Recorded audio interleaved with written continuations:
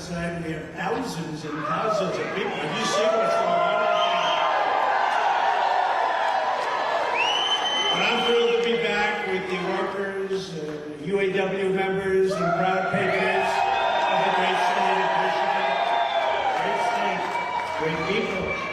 Here in Michigan and across the country tonight, there are countless thousands of auto workers and skilled tradesmen worried about the future and what the future holds for themselves and for their incredible families.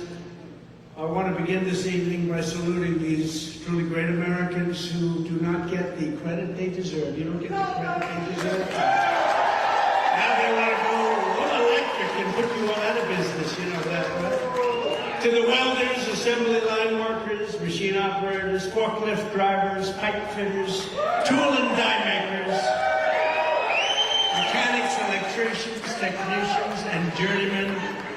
We love being with you, and we love being with you right in your environment. You built this country, you love this country, and you are the ones that make our country run. You know that, right? Before I stepped into the political arena 7 years ago, I spent my whole life working alongside of Americans just like you.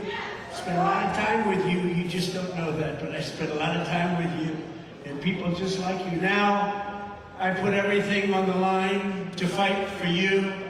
I've risked it all to defend the working class from the corrupt political class that has spent decades sucking the life, wealth, and blood out of this country. That's why I'm here tonight to lay out a vision for a revival of economic nationalism and our automobile manufacturing lifeblood, which they're sucking out of our country. I want a future that protects American labor, not foreign labor. A future that puts American dreams over foreign profits. And a future that raises American wages, that strengthens American industry, that builds national pride and that defends this country's dignity, not squanders it all to build up foreign countries that hate us. And you know where they are? They're located all over the world, but they're mostly on the other side of the world. We don't want that. Under crooked Joe Biden, you have none of this. You have none of the things we want. Instead of economic nationalism, you have ultra-left-wing globalism. They hate our country. And the workers of America are getting, to put it very nicely, screwed. You're getting screwed. Yesterday, Joe Biden came to Michigan to pose for photos at the picket line. But it's his policies that send Michigan auto workers to the unemployment line. He only came after I announced that I would be here. You know, he announced quite a bit later. Spoke for a few seconds. Did you notice he spoke for what? A few seconds? And he had absolutely no idea what he was saying. He didn't know where he was. He didn't know where he was. He didn't know what we were saying. Where am I? He's saying, where am I? Oh, you're in Michigan. Oh, that's good. What do they do in Michigan? They grow weed in Michigan, he said. Don't they grow weed? It's Iowa and other places. Biden's cruel and ridiculous electrical. Think of this. He wants electric vehicle mandates that will spell the death of the U.S. auto industry. You know, it doesn't matter. I watch it, you're negotiating a contract, you're all on picket lines and everything, but it doesn't make a damn bit of difference what you get, because in 2 years you're all going to be out of business. You're not getting anything. What they're doing to the auto industry in Michigan and throughout the country is absolutely horrible and ridiculous. Hundreds of thousands of American jobs, your jobs, will be gone forever because crooked Joe Biden is selling out. But I don't think it's him. I don't think he actually knows what the hell he's doing. He doesn't know. He doesn't know. It's not his fault. Let's not blame him. But he's surrounded with radical left Marxists and crazy people, fascists, bad people. He's selling you out to China. He's selling you out to the environmental extremists and the radical left. People have no idea how bad this is going to be also for the environment. You know, those batteries, when they get rid of them, there are lots of bad things happening when they're digging it out of the ground to make those batteries. It's going to be very bad for the environment. You can be loyal to American labor, or you can be loyal to the environmental lunatics, but you can't really be loyal to both. It's one or the other, and they understand that. The Democrat Party has no idea what they're doing right now. They have no idea what to do. Crooked Joe is siding with the left-wing crazies who will destroy automobile manufacturing and will destroy our country itself. They're destroying our country. You look at that at the border. We had the safest border in history. Now you look at what's happening. It's just a horror show. I side with the auto workers of America and with those who want to make America great again, and I always will.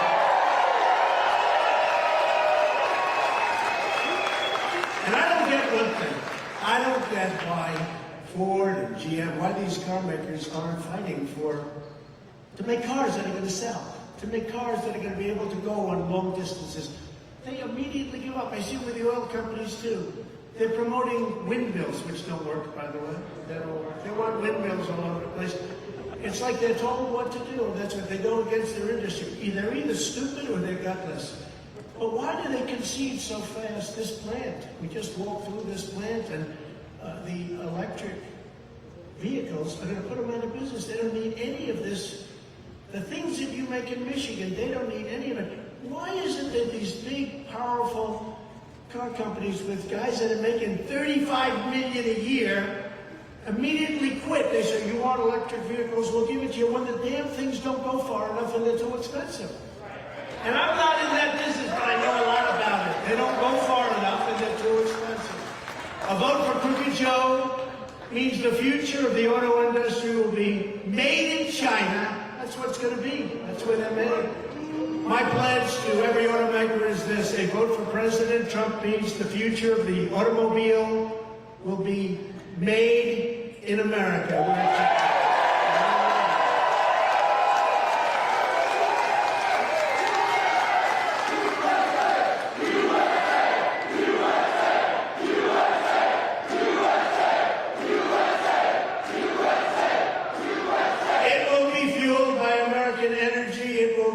Sourced by American suppliers. It will be sculpted from American iron, aluminum, and steel, and it will be built by highly skilled American hands and high-wage American labor. That's what's going to happen.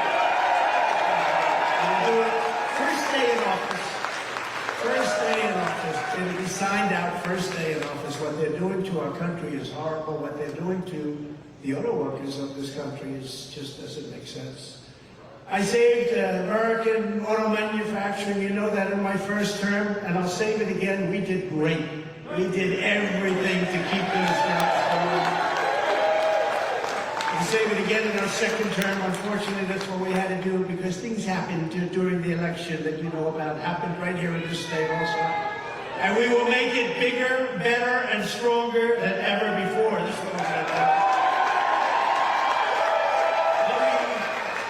We want to talk about it, but we talk, and we keep talking, but we don't want to talk too much. But before we do talk about the current UAW strike that we've been hearing about, and I see people really with mixed emotions because you're striking for wages, but you know your job's only going to be here for 2 years or 3 years if you're lucky. How will we rescue the auto manufacturing in the United States? Let's remember. We've got to remember how we got here. For decades and decades, and I've been talking about this subject for 12 years, long before I ever thought of becoming a politician. I looked at that. That's a lot of fun. I could have had the easiest, nicest life, Al. I would have had the nicest, softest life instead I have to beat these lunatics up all day long. Every day. Every day, lunatics. I never heard of the word indictment. Now I get indicted like every 3 days. He spoke badly about the election. He must be a bad. He said something bad about Joe Biden. Joe Biden is the most corrupt president and most incompetent president. I should have said that. I'm going to get indicted again for saying that. For decades, you've watched rotten and crooked politicians like Biden treat American jobs as disposable and American workers as expendable. They sat back and got rich by taking bribes to let other countries rape and pillage our jobs and our wealth. That's what happened. Joe Biden claims to be the most pro-union president in history. Nonsense. Think of it. His entire career, just think of it. His entire career has been an act of economic treason and union destruction. He's destroyed unions, shipping millions of American jobs overseas while personally taking money from foreign nations, hand over fist. Look at the money he got from China. Look at what's coming out, China. Crooked Joe backed NAFTA, he backed China's entry into the World Trade Organization, he backed the horrendous Trans-Pacific Partnership, which would have destroyed the American auto industry had I not stopped it. Remember when I stopped it? You guys were gone. You were gone. And that was a done deal. And in fact, during the debate, I got beautiful Hillary Clinton. I don't call her crooked because they only use that name for Biden now. So I call her beautiful. She's a beautiful woman. Beautiful Hillary Clinton. To change her position on TPP, they were trying to pull a fast one on you, so she actually changed her position during the campaign, but she would have changed it back. Had that been a different result, but thank goodness it wasn't, because we made things and did things that nobody believed possible. Biden also backed a gentleman named Barack Hussein Obama. Have you ever heard of him? And his atrocious Korean trade deal. You've heard of him. Crooked Joe backed every single blood-sucking globalist attack on U.S. auto workers, and you've been attacked for a long time. Those attacks all stopped for 4 years with us, and they were getting so strong, and you were getting so strong, and they were building plants here again. Now the plants are going back to Mexico, and they're going back to China. And he's coming back for more. I don't know that he's going to make it to the starting gate, but let's assume he does. If it's not him, it'll be somebody else with the same ideas, because that's the ideas they have. They're very destructive for our country. But we will stop him. Hopefully your leaders at United Auto Workers will endorse Donald Trump.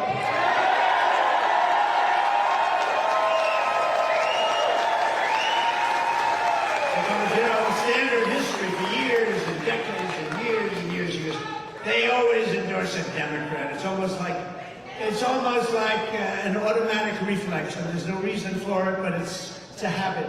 It's a bad habit. It hasn't worked, because look, you've lost 38% of your industry over the period of 25 years. Much of it's gone to Mexico. We don't talk about Mexico. Much of it's gone to Mexico. They make plants in Mexico. A friend of mine, a great supporter, but a great gentleman who builds plants. That's what he builds, auto plants. He said to me the other day, you got to see the plants we're building in Mexico. I said, well, how do they compare to the U.S.? He said, not even a contest. And I said, isn't that a shame? You remember what I did? I said, you don't give us protection at our border. I'm going to charge you a tariff of 25%. We want 28,000 soldiers on our border, and we had the safest border in the history of our country. Now we have the worst border in the history of the world, by the way. After NAFTA, the United States lost nearly 4 million manufacturing jobs and almost 1 in 3 auto jobs. Joe Biden voted on that. He gave you that. Nearly 250,000 jobs were destroyed here in Michigan alone, including 40% of all auto jobs. Think of that. In fact, I had to check this number because it's inconceivable. You would think factories. 60,000 factories closed and went overseas. Can you imagine? 60,000? But no, who would think that? When I first saw that number, I said, oh, somebody made a typographical error. Maybe it was 600 factories. Could have been 6,000, but that sounded too high. 60,000. And the good news is, if the number was wrong, the fake news will be checked. So I have to say, I have to give you the right numbers, otherwise the fake news is out there. Crooked Joe and his payday with the Biden family, they raked in millions and millions of dollars. You see what's going on. The news doesn't really report it. Very little news reports it. But it was the men and women who got, every single day, they got up and came back home with grease on their hands, and they were the ones that paid the price. They paid a big, big price. The only time Joe Biden has ever gotten his hands dirty is when he's taking cash from foreign countries, which is quite often, actually. It's quite often. Based on what we're seeing, it's much more often than anyone would have thought. Can you imagine an unannounced raid on his many homes? He would have made Senator Menendez look like a baby.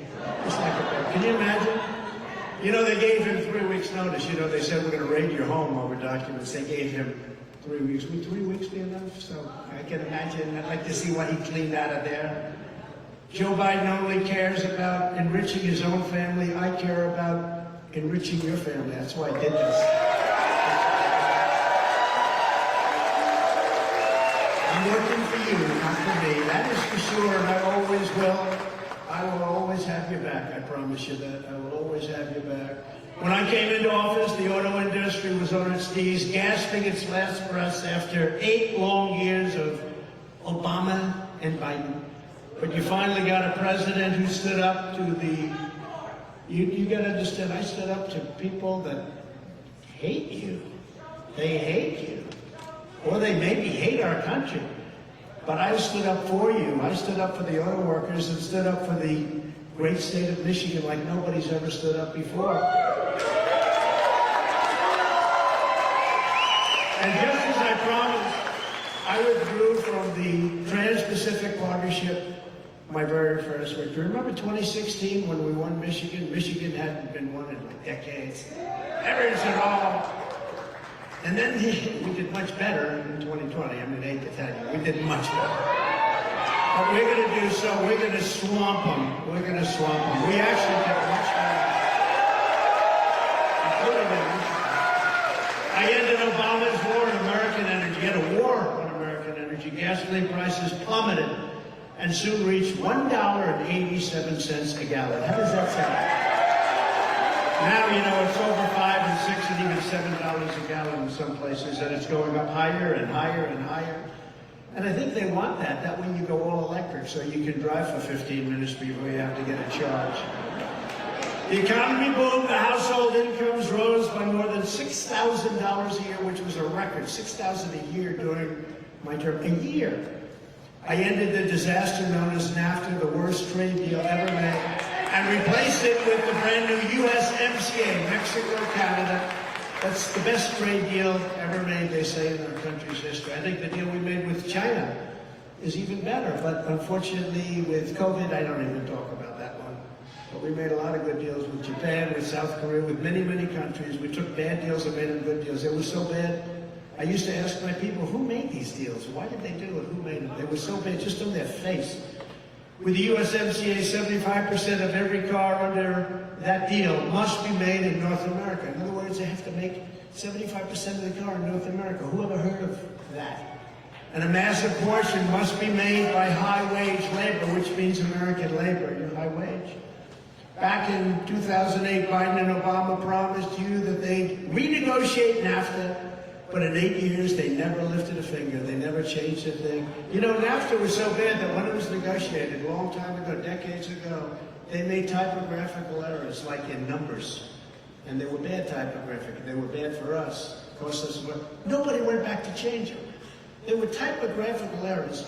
And we lived with it for decades, with these errors. Can you imagine that? Normally, like, that happens. You do that in deals, too. And you go back the following day, say, they made a mistake. We're renegotiating this deal. I don't care if it's signed or not. And people sort of have to do that. Legally, they have to do that. If there's an error, if there's a typographic. They made typographical errors. They made errors. Maybe they weren't so typographical. Probably the other side made them imperfect, actually. You know, they probably made them. But they made these errors, and they never corrected them for years, for decades. But I corrected them. You know how I did it? By terminating it. Terminating it. And I know how good the USMCA deal is because Canada, as you know, and Mexico are trying like hell to renegotiate it. They want to renegotiate that deal. But in less than 2 years, I got that done, the USMCA and many other deals. I also renegotiated Obama's Korea trade deal to fully restore your protective tariff on foreign pickup trucks. They wanted to change it. The Democrats wanted it to expire, and so did South Korea badly. They didn't want it.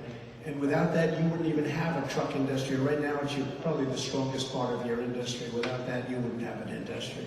So it's something I was very proud to do. It was very, not easy, but we got it done, and we got it done properly.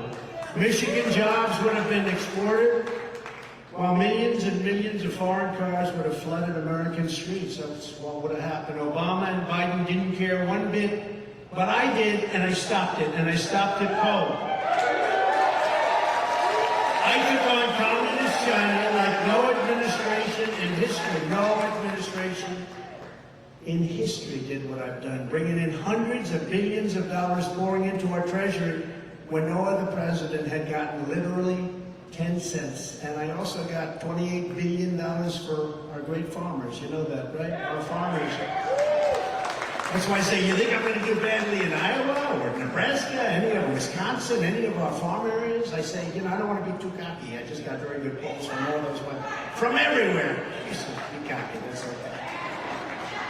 But who else would have done that? $28 billion. I said to the Secretary of Agriculture, Sonny Perdue, I said, Sonny, how bad have they treated us? $28 billion over a period of about 5 years.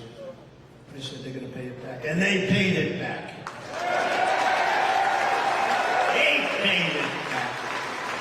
And perhaps my greatest unsung achievement, I kept Chinese cars the hell out of America. Is that okay? UAW, is that okay?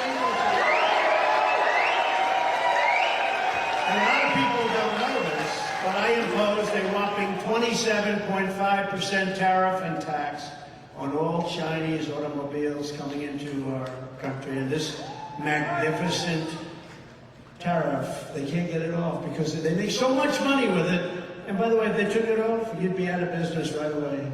They want to take it off, they're trying to take it off, but it's so good, it's so powerful, it's so strong, but they would take over your industry totally.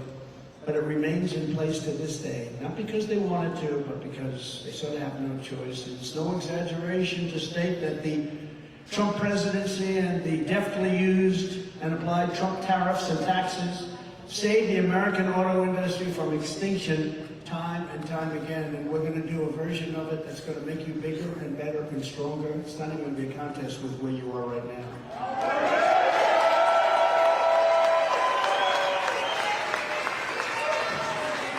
But crooked Joe Biden is back like a wretched old vulture trying to finish off his prey. Can you believe it? I don't know. I just don't know.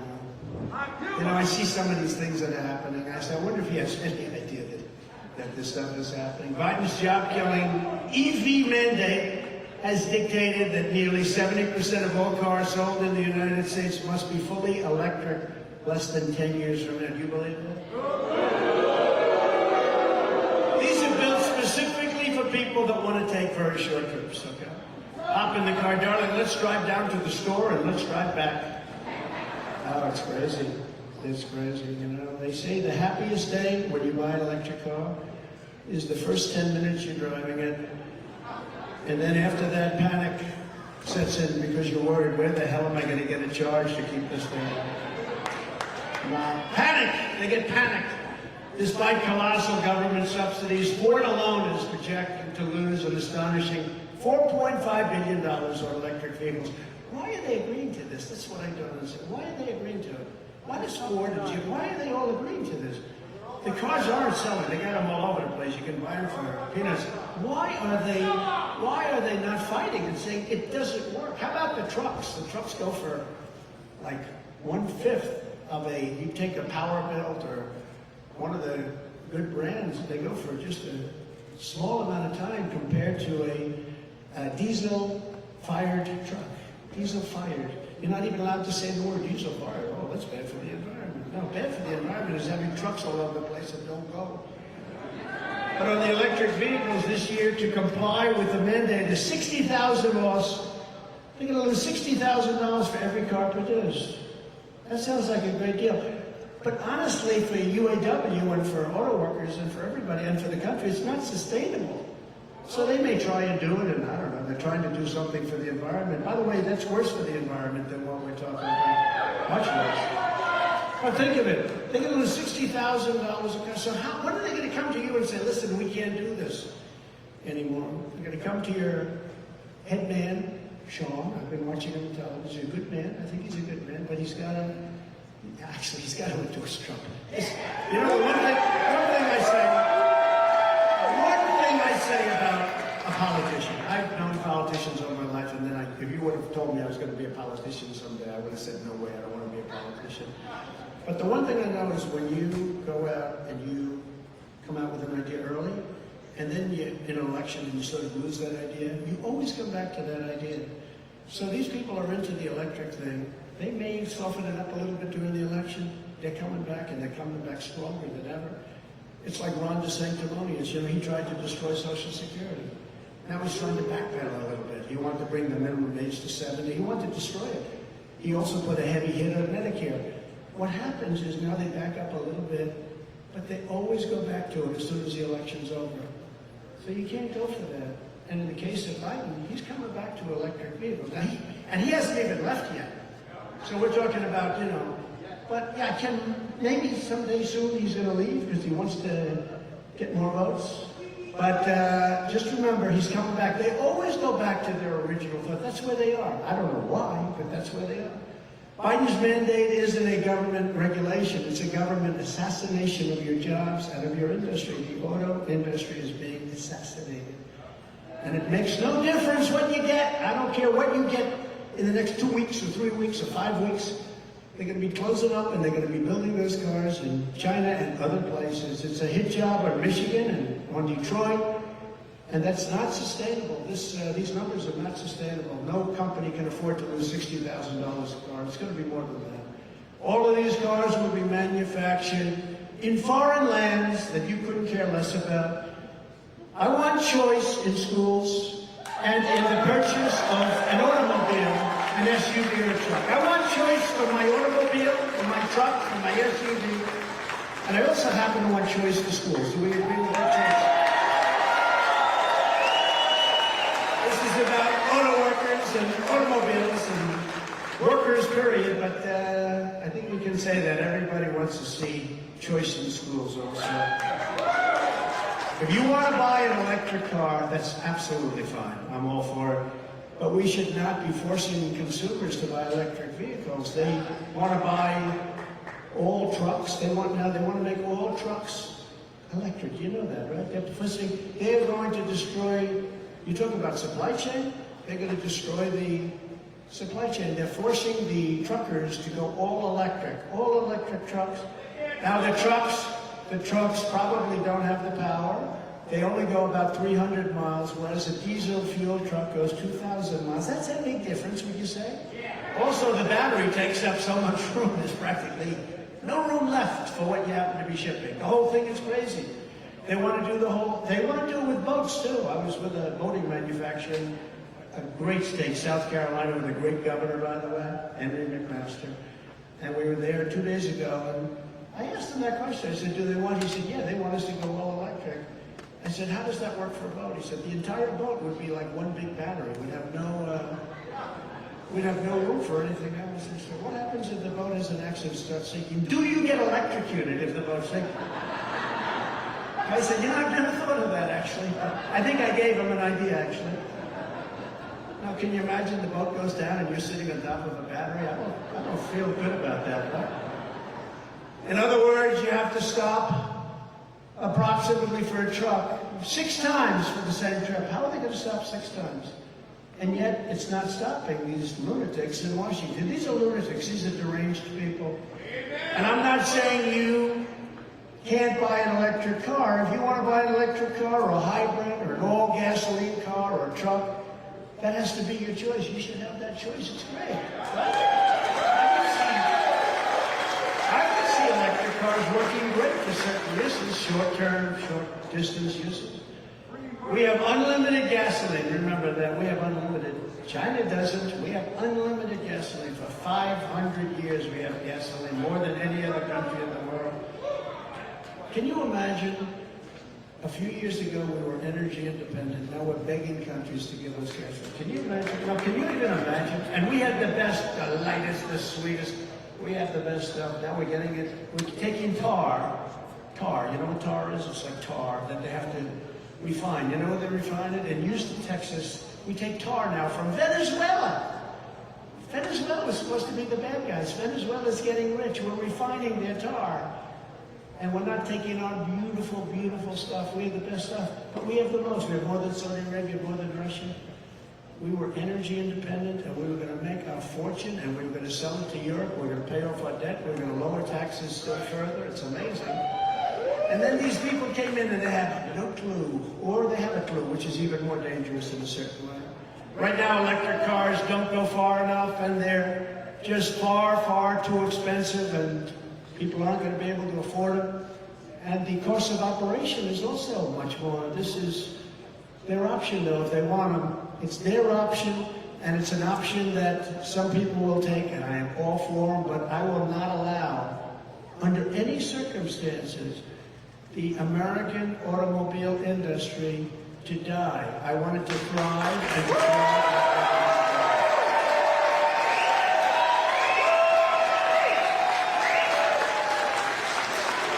So we're here today at Great Enterprises, a family-owned, beautiful place. They gave me a tour. I said, this place was beautiful. I said, come on, let's go. I got to go fast. I got to make a speech. It's all over television, this speech. You know, we're competing with the job candidates. They're all running for a job. No, they're all job candidates. They want to be in the, they want to do anything. Secretary of something. They even say VP. I don't know. Does anybody see any VP in the group? I don't think so.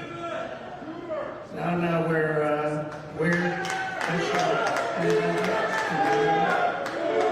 don't have a crowd like we have. When you look at the thousands of people outside that couldn't get in, why didn't you build a bigger plant? But we're here today at Drake Enterprises, a family-owned and operated Michigan auto parts supplier that has been manufacturing in America for over 70 years. Drake was founded by a great man in 1952, Benny Stempel, right? Benny, wait up, Benny, your father, your grandfather, an American man who deceased, American man with a big American dream. He had a big, big, beautiful dream. Benny started with just 4 people and soon came to dominate the production of gear shift levers for trucks. Today, the company produces transmission components, driveline components, engine components, and car parts for every one of the Detroit Big Three. So I won't tell them I said bad things about them in your face. I just want them to fight for what's right. It's common sense. But tonight I was honored to meet Benny's son Lee and Lee's children Nate and Heather. Thank you very much. That's great. Beautiful family. Nate and Heather say their vision for this company is to prove that the American dream is still alive for their employees, like it was just for their granddad, who was so wonderful. So Lee, Nate, and Heather, we're going to help you get that job done, okay? And I want to congratulate you on 3 generations of American auto parts, proudly made in Michigan. Bad things are happening in Michigan. Your crime rate's through the roof. We got a lot of businesses moving out now. It's unbelievable. Not even believable. Today, nearly 100% of Drake's business is producing components that go into vehicles with internal combustion engines, the very product that Joe Biden and the radical left Democrats, fascists, Marxists, now they want to make them, for whatever reason, illegal. Figure that one out. And yes, it's true. Today's radical Democrat Party wants to legalize drugs, shoplifting, and sexual mutilation of your children, but they want to allow your gas-powered Suburbans, Silverados, and Ford F-150s to die. They can die. Under a Trump administration, gasoline engines will be allowed. And sex changes for children will be banned. Is that okay?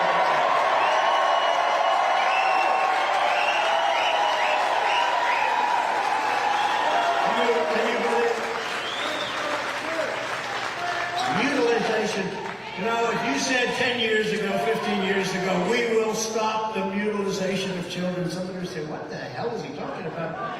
Today, you have to say it because that's what they're doing. Mutilization of children without parent consent. The whole thing is insane. The country has gone insane. You know, a lot of it, they say, you're very conservative. I say, no, I'm a person of common sense. It's not conservative, it's not, it's common sense. We want to have a border, we want to have good voting, we want to have same-day voting with old paper ballots, and we want to have a thing called voter ID. Why do the Democrats not want voter ID? Because they want to cheat. We want to have voter ID. But if crooked Joe Biden gets his way, Drake employees and countless other auto workers and suppliers will really be decimated. I don't know. I hate to tell you what's going to happen, but you know what's going to happen. We're going to stop it. By most estimates, under Biden's electric vehicle mandate, 40% of all U.S. auto jobs will disappear. Think of this. In 1 or 2 years. Think 1 or 2 years. That's what you have to be talking about, not you're going to get X dollars an hour. It doesn't matter what the hell you're getting an hour. Do me a favor. Just get your union guys, your leaders, to endorse me. And I'll take care of it.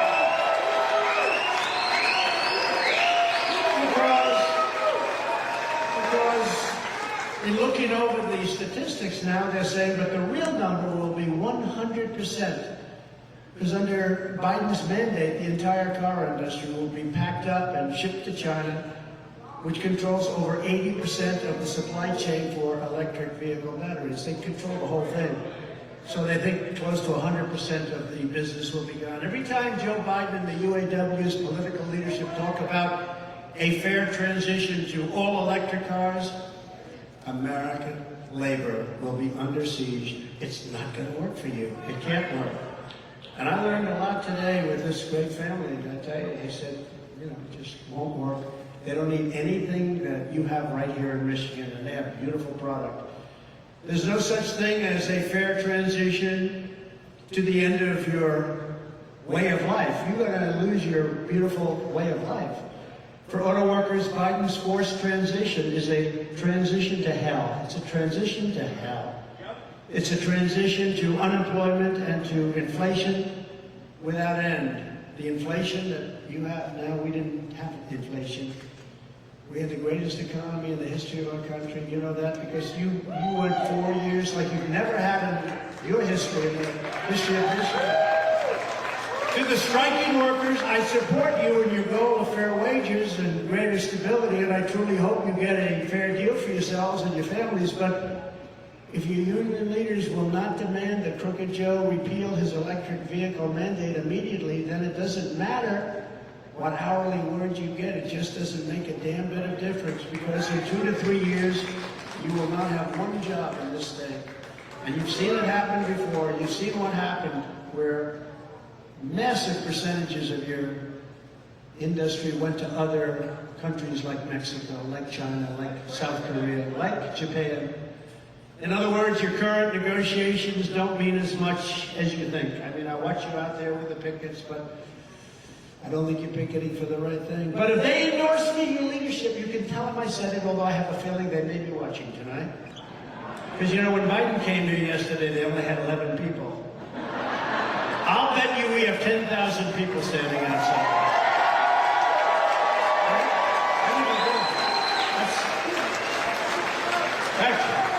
In fact, for a little while, we're driving through and people are going crazy. I said, is this a rally tonight?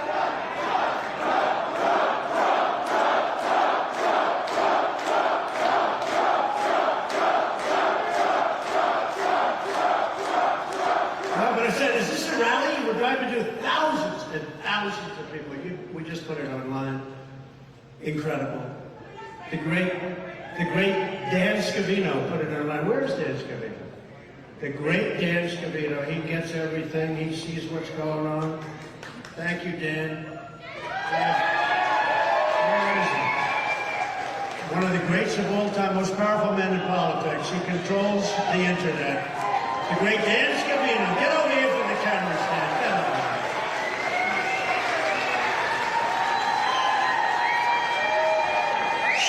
here. Stephen Chung has done incredible. Jason Miller. A legend, Jason. Oh, somebody likes you. Jason. Now I have a great group of people. They all want to come. I said, you guys don't have to come. They said, no, we want to come. They want to come. And they don't want to come to keep me from falling either. They want to come. You see that one? Now they have a new plan. How to keep this guy from standing up. We have to get him to stand up. How to keep him standing up and getting down. You know, it's so unelegant. I love those 747s, Air Force One. You know, I got new Air Force One I saved. $1.7 billion. They came to me, they said, sir, would you sign this? First day I was in office, I said, what is it? It's a new Air Force One. It's $5.7 billion. They said, that sounds like a lot of money for a plane. It's actually 2 planes, by the way. They go with Air Force One, they're identical. I mean, even the wood grain, you can't tell the difference. I could tell because there was a little nick in one desk that wasn't on the other. So I could say, that's one, and the other one's two. No, it's incredible, actually. But, you know, those planes are like 32 years old, and nobody wanted to make the move and do it because they think, oh, it'll look luxury. In the meantime, they come in from Saudi Arabia and these other countries, brand new. They're like 3 months old, and they blow it away. And, you know, our country should have the latest and the greatest. So they wanted me to do it. It was $5.7 billion. And I said, nope, it's too high. They said, why do you see that? Why are you saying that? Because Obama agreed to the deal. If they agreed to it, it's too high. So the head of Boeing came in and he said, sir, we have to get 5.7. I said, nope, I'm not doing it. I was supposed to sign it. I said, I'm not doing it, not for 5.7. It has to have a 3 on it. I didn't know what that meant, except I knew it was a hell of a cut, right? Right, Al? So they said, sir, we're not going to do it, we're not going to do it. We'll take off $400 million. That was pretty good. I said, you know, I've been doing this for about 3 minutes and I got $400 million. Can you imagine the money these people make? So I said, no deal. I said, no deal. And it's got to have a 3, got to have a 3. And I held out, and they called up 2 weeks later. I said, what do they want? They were calling, they said, sir, we're going to take another $300 million, that's $700 million off. And I haven't done anything. I probably worked for about 2.5 minutes, and I got $700. And I just said no, and I sort of forgot about it. A month and a half later, they called me up. Sir, we'll do it for $3,999,999,999.99. And they said, you have yourself a deal. So I saved $1.7 billion on that plan. Does anybody give me credit for that? No. If the fake news call me and say, what a wonderful thing you did. No. That's okay. That's okay. But your leadership should endorse me, and I will not say a bad thing about them again, and they will have done their job. They will have done a proper job. In fact, if they endorse me, they will have the easiest labor leadership job anywhere in the country. They just have to sit back and watch as our auto industry reignites and booms. That's what's happening.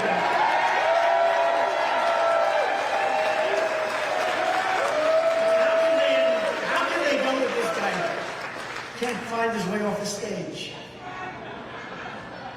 I'm looking at these, you know, I always sort of look at stages now, I get a little, because I say, you know, how the hell do you not find your way? So every once in a while, I'll be in the middle of the speech, I'll look, stairs, stairs, stairs, stairs.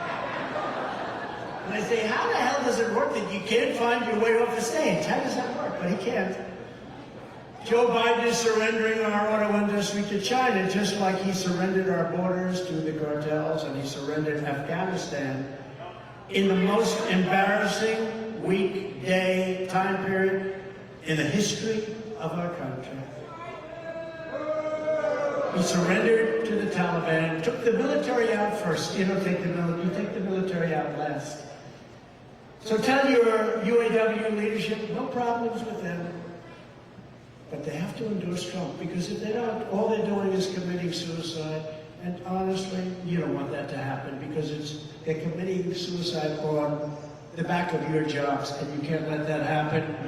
The Democrats, as they wave the white flag of surrender over your future to other foreign countries, you can't have it done. So if you could speak to Sean, he's listening right now, I'm sure. Sean, endorse Trump, and you can take a nice 2-month vacation, come back. You guys are going to be better than you ever were.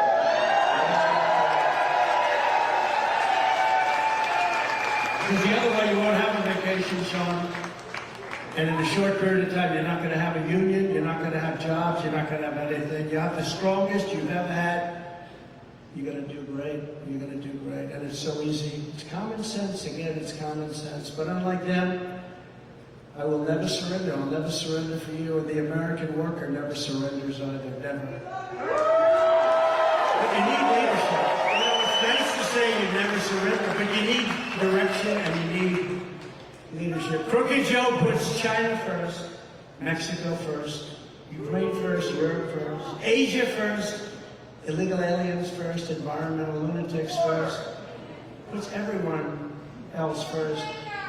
But he puts America last, he puts our workers last, he puts the UAW last, he puts our industries last, he puts your families last, he puts everything. He does put your children last. When you think of it, probably they should be at the top of your list. Thank you very much. I'm going to use that. You mind if I use that for a minute?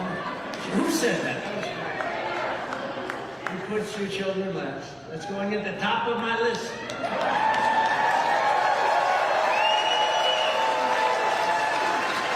He puts everything that's good last. Mine is slightly different. I put America first every single time. So let me say to every UAW member and skilled workers all across our nation, Joe Biden, the Democrat Party, and their political cronies, cease to serve your interests a long time ago. They don't care about you. I mean, he came here yesterday. What did he have? 9 people, right? 9. We have 9,000 people outside. He had 9 people. And that's because they didn't know we were coming. They didn't even know we were coming. They just found us. In reality, they don't represent you. They represent a deep state bureaucracy, a global financial class, and a political class that have taken control of this country for their own enrichment and self-purposes, stealing your wealth and stealing your labor while shipping off our best and brightest to die in expensive, exotic, foreign wars in countries that you've never even heard of.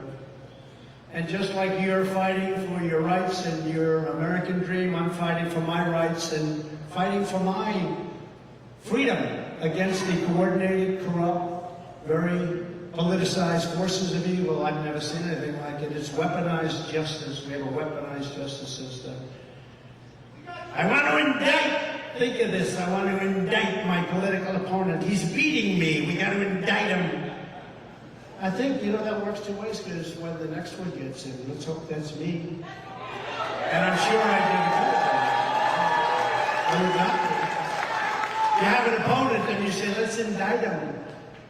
And because people know me so well, we know each other very well, my ratings and my approval numbers went up. I'm the only person who ever got indicted when my numbers went up. It's so weird. That's because you know me.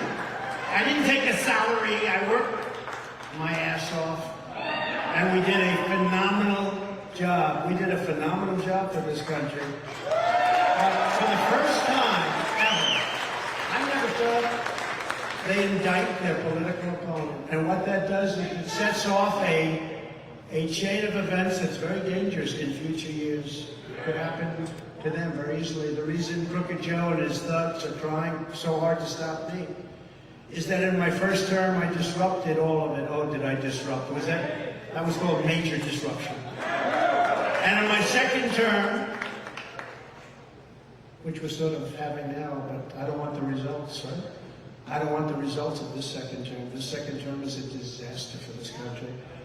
Worst president, think of it, there's never been a president like this. I say that you could take the 5 worst presidents in history, add them up, and he's done a worse job than all of them added up, but now I'm changing it. I think I can make it to 10, because nobody, you look at our border, you look at everything, you look at our woke military. I defeated ISIS, our military is so great, I rebuilt it, but you look at what's happening in this country, it's horrible. But in my second term, we'll finish the job, and we'll get rid of the cheaters, the liars, the scammers, and the criminals.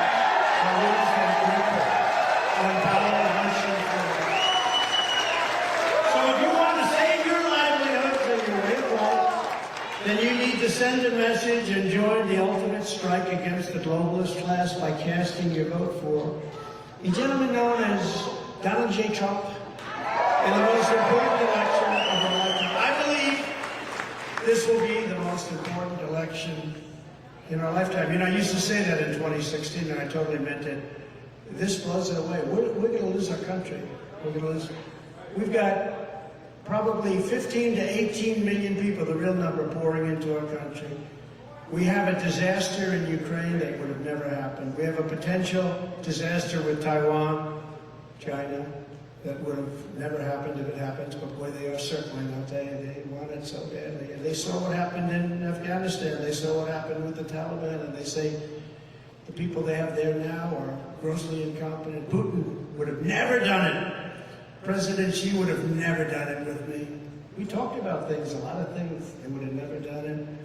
They wouldn't have done it for another reason also. In the case of Russia, the oil prices would have been so low that they wouldn't have been able to afford it, because you would have had $40 a barrel oil, and at $40 he could not have prosecuted the war. But at $115 he made a fortune and makes a fortune with the war. It's up there again now. I don't know if you've been watching. It's getting up there again now. So give me 4 more years and I will give you the end to this horrible globalism that's killing our country. I'll give you the return of the United States of America as the greatest and strongest industrial nation in the history of the world. Together we will dismantle the corrupt power structure that has feasted on the suffering of the American auto worker and the workers of any kind, not just auto workers, workers of any kind. We will cast from power the financial forces that have turned American cities into ghost towns to build skyscrapers in Beijing, China. We will wield every lever of government to defend you and to hold accountable those who have profited from the betrayal and suffering of the American factory workers. So sad to see. As your 47th President of the United States, I will be your protector, I will be your advocate, and I will be your greatest champion, the greatest champion.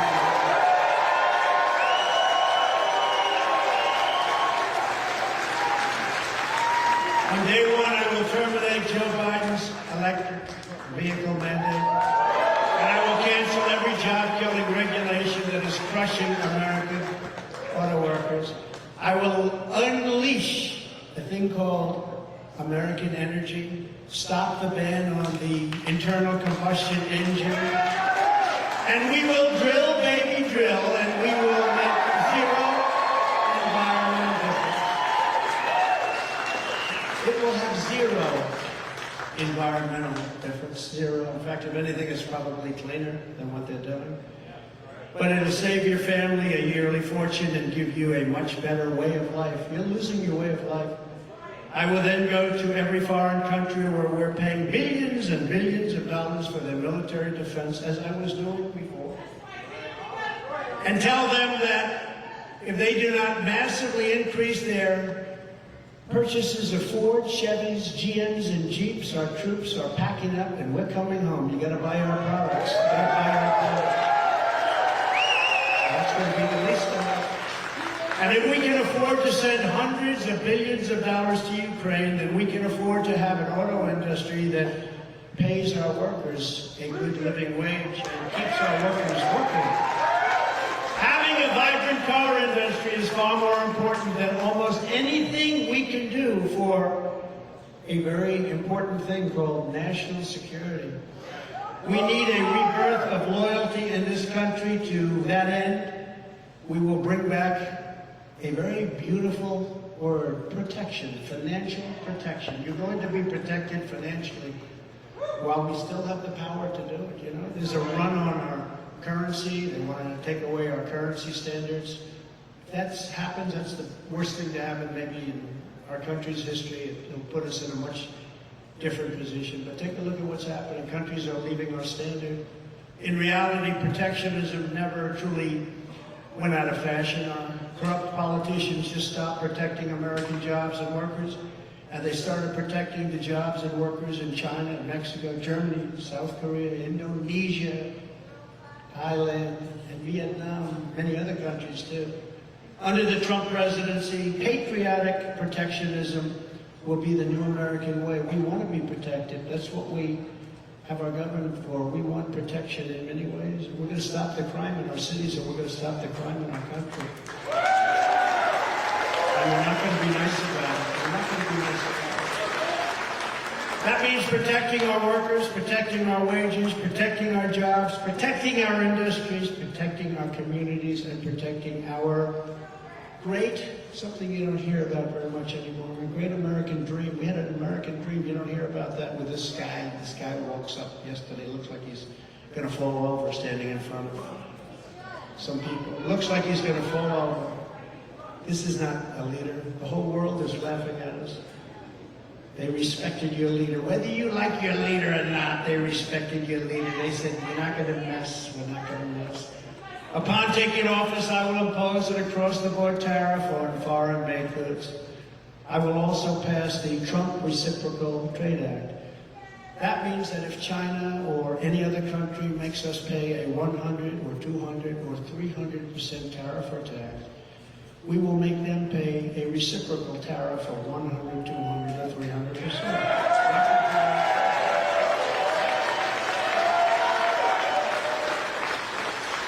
I will revoke China's most favored nation. Can you believe they have a most favored nation status? Because they said we are a developing nation. Well, we're a developing nation too. When you look at our cities, we're developing.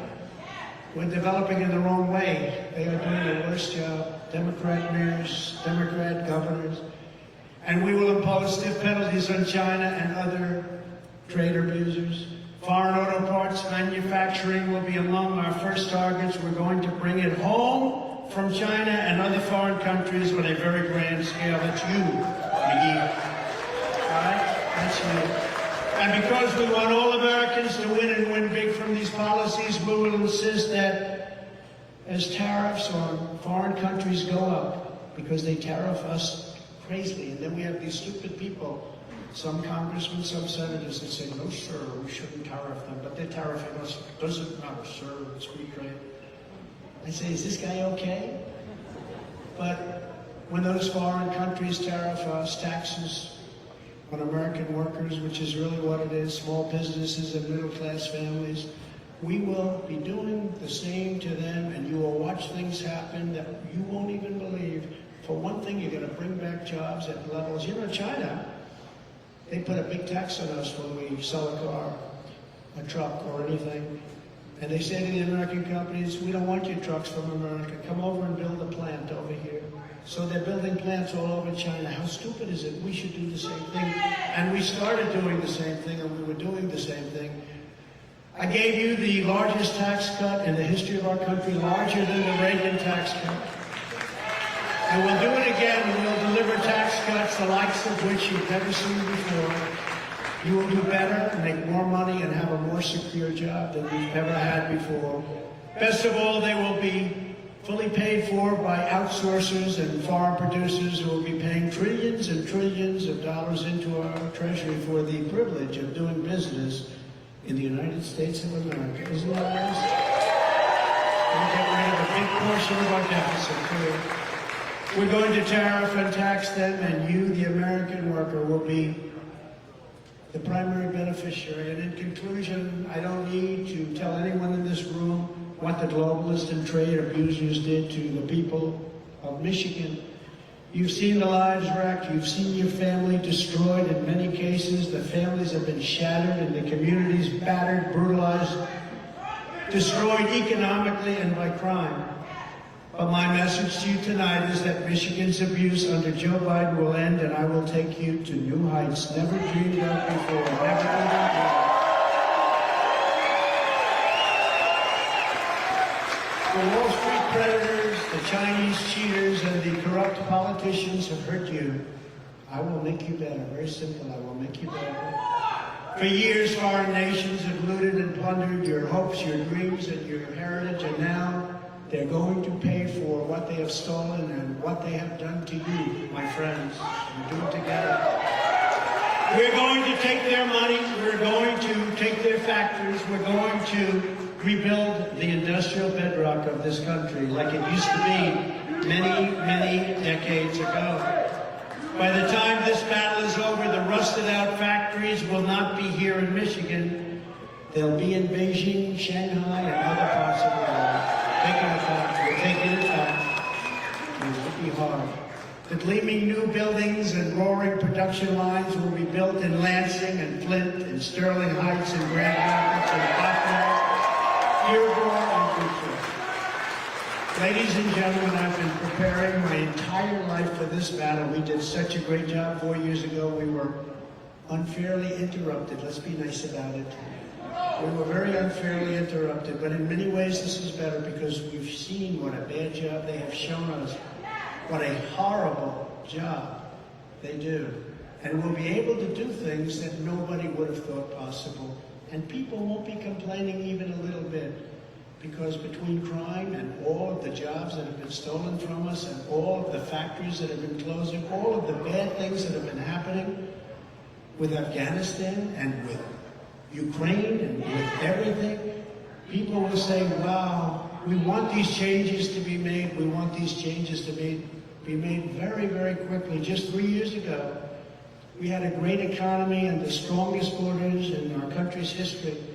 We had the best, strongest in our history. We were energy independent, soon to be dominant. We had no inflation. We had a rebuilt, I rebuilt the entire military, United States military.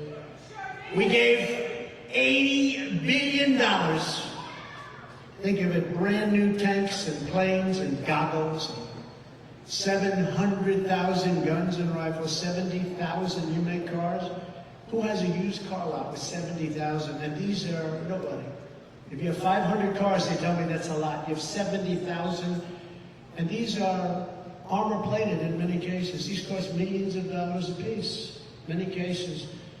We gave them 70,000. Do you know that Afghanistan is one of the largest sellers of weapons in the world right now? Can you believe it? They're selling all of this stuff that these guys just gave them. How stupid are we? How stupid are we to allow that? We were getting out. I was the one that got it down. We were going to keep Bagram, the airbase, because it's right next to where China, forget about Afghanistan, where China makes their missiles, nuclear missiles. It's 1 hour away. We were going to keep that.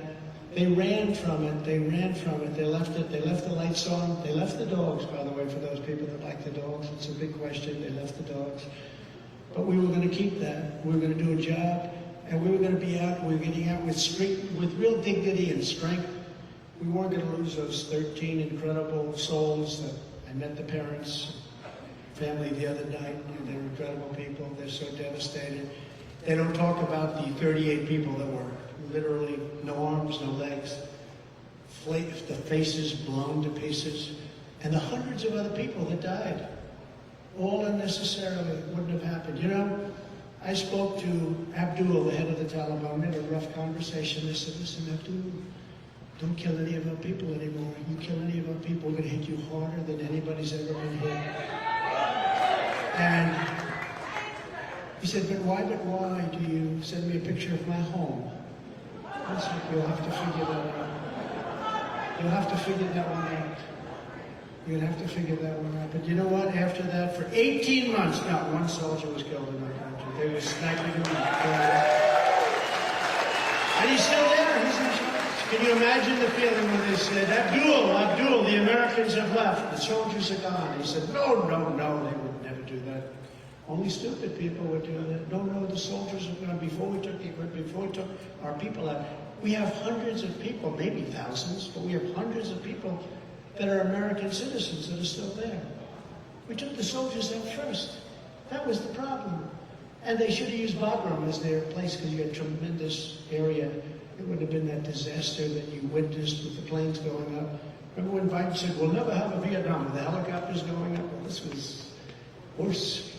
This was a plane going up with people hanging all over the plane and falling from 3,000 feet in the sky. That's 3 times the height of the Empire State Building, by the way. Russia was not going into Ukraine. China was not going into Taiwan. We had our enemies in full retreat. They respected us all over the world. We were respected. Now we're laughed at as a country. And now we're coming back to do it all over again. And I promise you this, with me as your president, our opponents will lose and our American workers will be the biggest winner of them all. So So with your help and with your vote, we will expel the Globals from our government. We will evict crooked Joe Biden from the White House. We will put America and our workers first. We're going to put them first. And we will do something that's very, very special that I've been saying for a long time, and we had it going at a level that nobody ever thought possible. We will make America great again.